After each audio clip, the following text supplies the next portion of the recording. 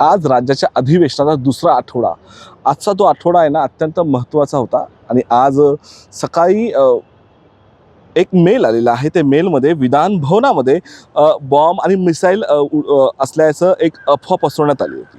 मात्र असं असताना आज सकाळी खूप प्रचंड धावपळ झाली. कायदा सुव्यवस्था निर्माण झाली. जेव्हा सकाळी जे कर्मचारी आले होते त्यांना सर्वांना बाहेर काढण्यात आलं. त्यानंतर पूर्ण हे विधान भवन आहे ना, विधान भवन पूर्णपणे त्याच्या स्कॅन करण्यात आलं, त्याच्या संपूर्ण सर्च मारण्यात आलं. मात्र कुठल्याही प्रकारची कुठली बॉम्ब असं कुठलीही वस्तू मिळालेली नाही.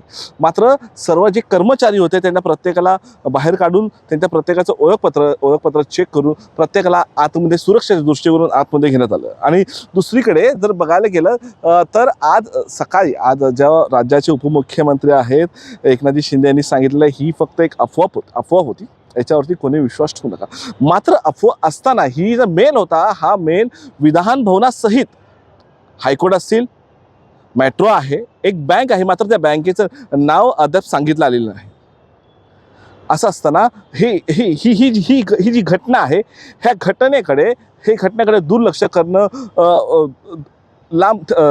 करणं केलं नाही पाहिजे असं आज ह्या संदर्भात आपण जेव्हा आमदार सुधीर मुनगंटीवार यांनी सांगितलेलं आहे. मात्र असं असताना आज दुसरीकडे बघायला गेलं तर दुपारी काम व्यवस्थित सुरू झालं.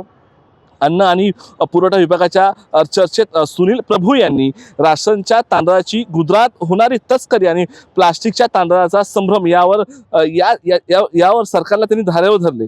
मात्र ही तस्करी आहे ना, हे तस्कर परत असतील कांदिवली आहे अंधेरी या भागात रेशन्याचा माल परदेशात एक्सपोर्ट होत असल्याचे गंभीर आरोप केले.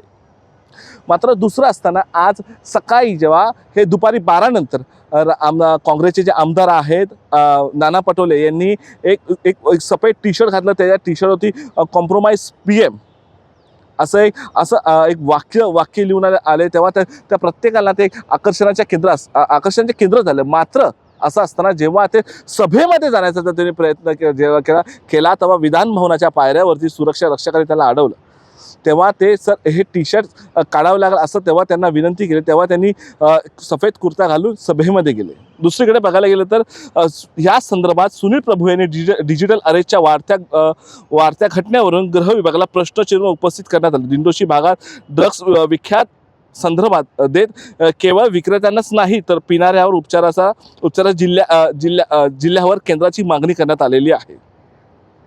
असं असताना आज मुंबईतील मालाड आणि दिंडोशी या जुन्या पोलीस वसाहतीच्या दुरवस्थेचा प्रश्न निर्माण करण्यात आलेला आहे. 1964 सालापासून राहत असलेल्या पोलिसांना त्याच ठिकाणी हक्काची घर देण्याची मागणी करण्यात आली. मात्र आपण जर थोडक्यात पाहायला गेलं तर आजचा दिवस हा सुरक्षेच्या आणि हक्कासाठी होता.